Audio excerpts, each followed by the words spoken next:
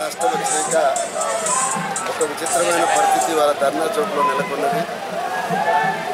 ఎక్కడైతే ఇవాళ మీ మీడియాతో మాట్లాడుతున్నటువంటి ప్రాంతంలో పడితే వందల సార్లు తెలంగాణ ఉద్యమకారులు, టీఆర్ఎస్, కేసీఆర్, మేము అన్ని పార్టీలు కూడా ఇక్కడ అనేక సార్లు తెలంగాణ రాష్ట్రం రావాలని కొట్లాడినాం. కేసీఆర్ తెలంగాణ కోసం కొట్టాడక ముందు కూడా ఇదే ప్రాంతంలో అనేక మంది ప్రజల గురించి మాట్లాడిన వాళ్ళు ఉన్నారు.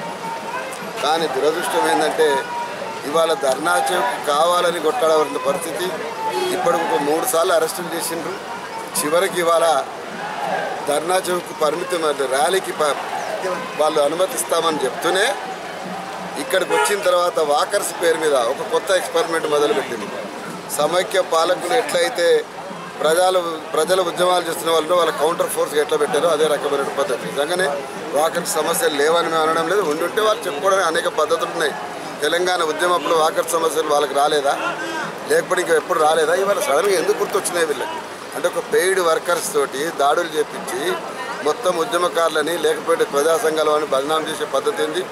ఒక్క మాటలు చెప్పాలంటే కేసీఆర్ క్యాంపస్లో నోరు మూసుకొని మొన్న పోయిన మౌనం ఒక అవమానం అయితే, ఇవాళ ధర్నా చౌక్ ఆక్యుపై సందర్భంగా యావత్ తెలంగాణలో ఉన్నటువంటి ఉద్యమ బిడ్డలు, ప్రజా సంఘాల కార్యకర్తలు ఇవాళ ధర్నా చౌక్ను ఆక్యుపై చేసి తెలంగాణ సత్తా దాటిరు. కేసీఆర్ అంటాడు ఓడిపోయిండు, తెలంగాణ ఉద్యమకారులు గెలిచిర్రు, ప్రజలు గెలిచిర్రు. భవిష్యత్తులో ధర్నా చౌక్ కొనసాగాలి.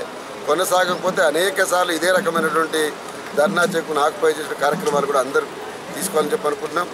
అంశుల స్వామిని తీసుకొని వచ్చినాం. ఇవాళ ఎందుకు తీసుకొని వచ్చినాము అంటే ఫ్లోరోసిస్ సమస్యను ఢిల్లీ దాకా తీసుకొని పోవడానికి ఆనాడు వాజ్పేయి గారి టేబుల్ మీద తెలంగాణలో నల్లగొండ జిల్లాలో మా పరిస్థితిని చెప్పడానికి ఇది అక్కడికి వచ్చింది.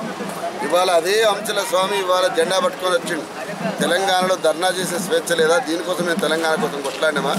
ఏమైనా కేసీఆర్ నియమం కూడా మేము నడిచినాం కదా అని చెప్పడం కోసం ఇవాళ స్వామిదాస్ కూడా ఒక సింబాలిక్గా తీసుకొని వచ్చినాం.